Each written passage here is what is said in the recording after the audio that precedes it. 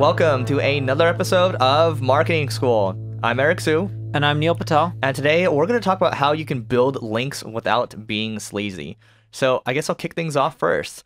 So Neil and I often talk about how these other tools out there, such as HubSpot's website grader, or actually recently I was looking at mortgage calculator because that keyword gets about 2.7 million visits a month.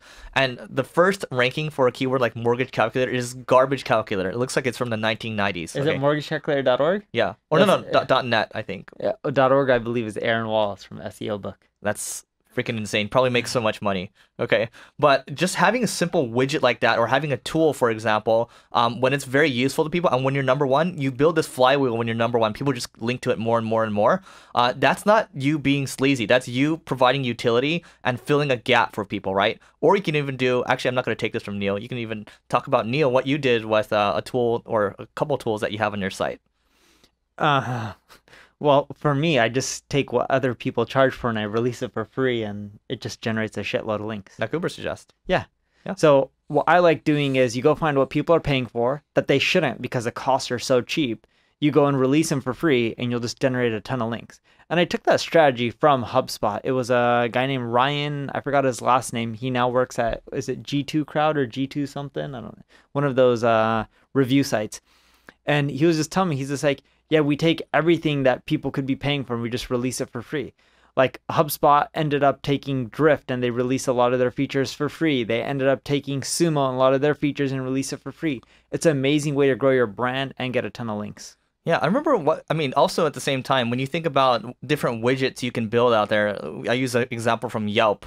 So a lot of restaurants out there, a lot of locations, let's say car washes, for example, when they're listed as a high kind of, highly rated Yelp listing, maybe you can have like a gold star, or maybe you have a silver star, for example. A lot of these people, what they did was they have a lot of these people say, hey, like, we're releasing these badges, would you like to put on your site? It's good, right? It's good for branding, for example.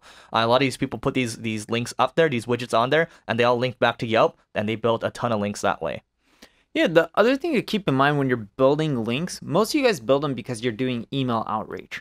There's nothing wrong with email outreach. I know a lot of people think it's sleazy, but the reason people think it's sleazy is because people are like, hey, notice you link to X, Y, and Z. You should link to me too. And they're sending these emails when their content sucks. If your content was amazing, it truly provided more value, people don't mind linking.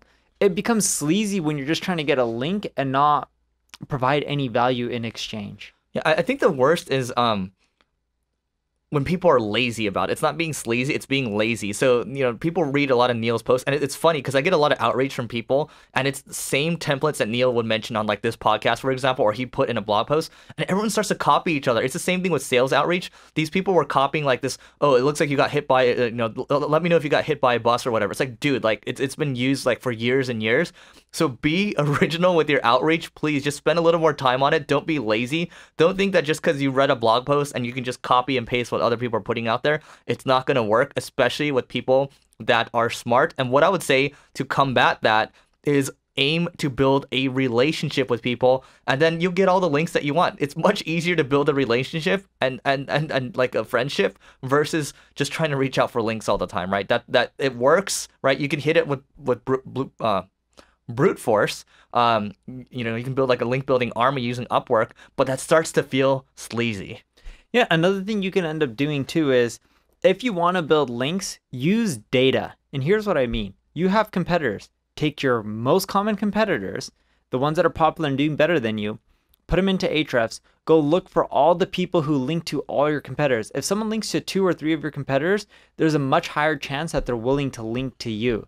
So go look for people who link to all your competitors and just do outreach and ask them for a link, and be original, be creative.